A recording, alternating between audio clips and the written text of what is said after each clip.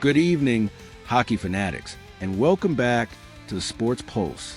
Tonight, we're unraveling a story that has the entire hockey world buzzing, a narrative of unfulfilled potential, strategic foresight, and a looming decision that could rewrite the destiny of one of hockey's most storied franchises. We're talking about the Toronto Maple Leafs and the future of their superstar, Mitch Marner.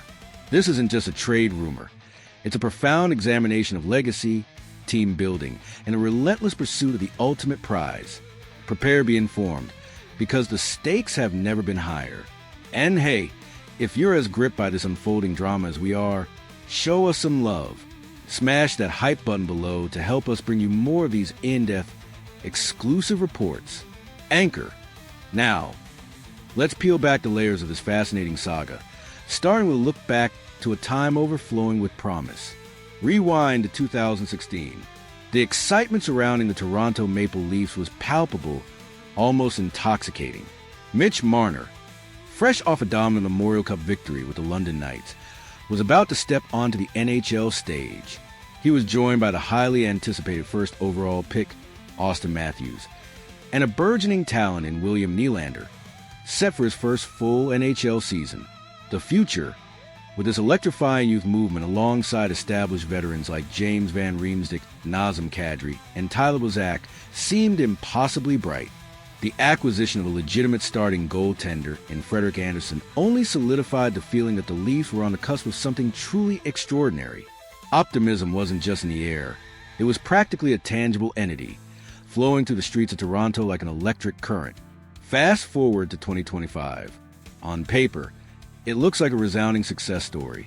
The Leafs haven't missed the playoffs once since that hopeful season. Marner himself boasts an impressive career tally of 741 points in 657 games, and he's even coming off his first career 100-point season. If you were handed these statistics back in 2016, you'd likely be celebrating, popping champagne corks, and planning parade routes. You'd imagine a team that had conquered its demons, a roster that had delivered on its immense potential. But the harsh reality, the bitter pill that Toronto fans have had to swallow, is that this is far from triumphant narrative. How, then, have we arrived at this paradoxical juncture? How can a team with such consistent regular season success and a star player with elite offensive numbers be facing a critical decision about trading one of its cornerstones and undertaking a significant roster retool? The vibrant optimism of 2016 has, with cruel irony, transformed into a deep-seated pessimism. The what-ifs surrounding this team are endless, a seemingly insurmountable mountain of unanswered questions and recurring playoff failures. But one glaring, undeniable truth has emerged. They simply cannot win when it matters most, when the brightest lights shine and the stakes are highest. We've endured the agony of 7 consecutive games, 7 losses, a streak that weighs heavily on the collective psyche of fan base.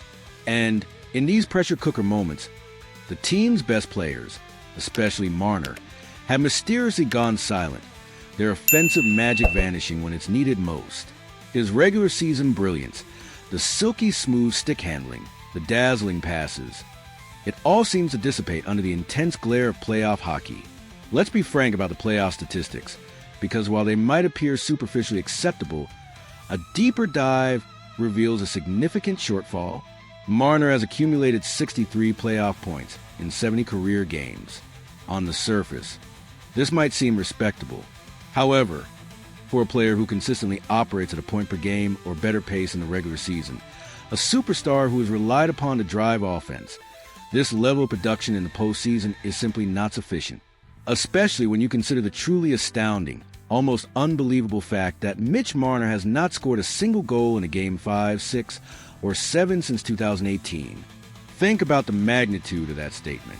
For a player of his offensive talent, the expectation is not just to maintain regular season production, but to elevate it, to find that extra gear when the season is on the line. And unfortunately, both Marner and the other key offensive players on this team have consistently failed to meet that crucial standard. This brings us to a conclusion that, while perhaps difficult for some to accept, is increasingly undeniable. The Toronto Maple Leafs must pursue a sign-and-trade with Mitch Marner. This isn't about assigning blame. It's about a pragmatic assessment of fit and optimal performance. It's about recognizing that a player of Marner's immense skill could truly flourish in a different environment, one where the weight of expectations isn't solely on his shoulders to be the primary offensive catalyst.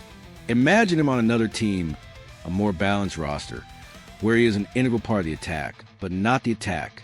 I firmly believe Marner could join a contending team and immediately contribute to a Stanley Cup victory, provided he isn't cast in the role of the primary offensive engine, the Batman, or even the Robin.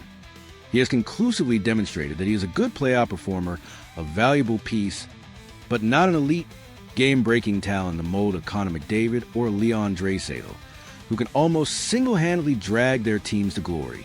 As painful as it is to acknowledge, especially given the boundless promise of that 2016 draft class, the reality is that Marner's departure is becoming a necessary step for the Maple Leafs. And in this process, he has a profound opportunity to give back to the city and the fervent fan base that has supported him through every twist and turn, through a sign-in trade. The very essence, the culture of this team, is screaming for a profound transformation. It needs to return to the gritty, tenacious philosophy once championed by former general manager Brian Burke. Remember his iconic declaration? We require, as a team, proper levels of pugnacity, testosterone, truculence, and belligerence. That's how our teams play. Burke, for all his bombast, did indeed build a team that was incredibly difficult to play against. The only missing ingredient was consistent, high-end offensive talent. Now, General Manager Brad Treliving has shown promising signs of reintroducing some of Burke's core principles, with shrewd acquisitions like Chris Tanev and Brandon Carlo. But the team still desperately needs more power forwards, more players who thrive in the dirty areas, who can win puck battles, and crucially, who can consistently put the puck in the net.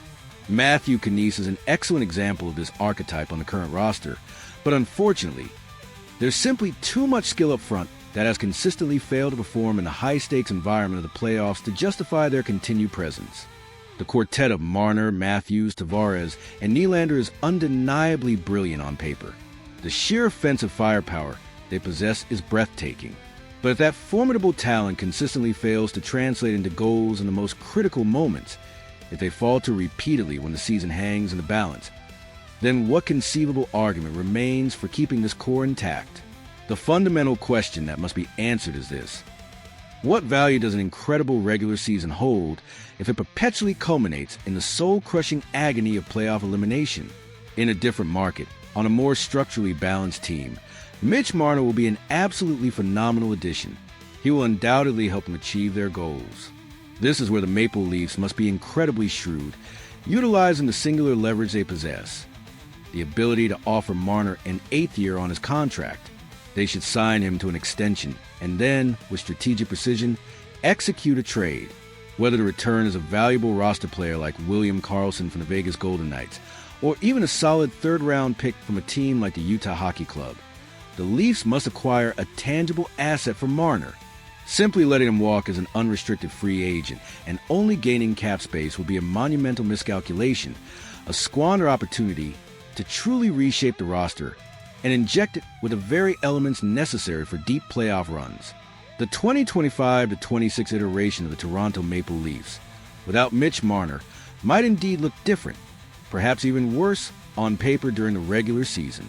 There might be fewer dazzling individual plays, a slight dip in overall offensive output. But I promise you, if they meticulously and wisely utilize the cap space generated from a Marner trade and bring in players who embody the very essence of playoff hockey, players imbued with grit, relentless determination, and a proven ability to perform under the most intense pressure, their team will fundamentally improve when it matters most. They will evolve into a team built not just to qualify for the playoffs, but to triumph within them. This isn't merely a transactional move. It's a necessary cultural reset, a strategic infusion of the missing components required for sustained, meaningful success. Anchor. This is a developing story, and one that will undoubtedly shape the narrative of the Toronto Maple Leafs for years to come. The decision on Mitch Marner's future isn't just about one player. It's about the very soul of the franchise and its relentless, often frustrating, pursuit of the Stanley Cup. What are your predictions for Mitch Marner's future? Do you believe a sign-in trade is the key to unlocking the Maple Leafs' playoff potential? Share your thoughts in the comments section below. We love hearing from you. And if you appreciated this in-depth analysis, please give us a thumbs up and subscribe to the channel for more exclusive sports news and insights that you won't find anywhere else. We'll be back soon with more breaking stories and compelling discussions. Until next time, stay passionate, sports fans.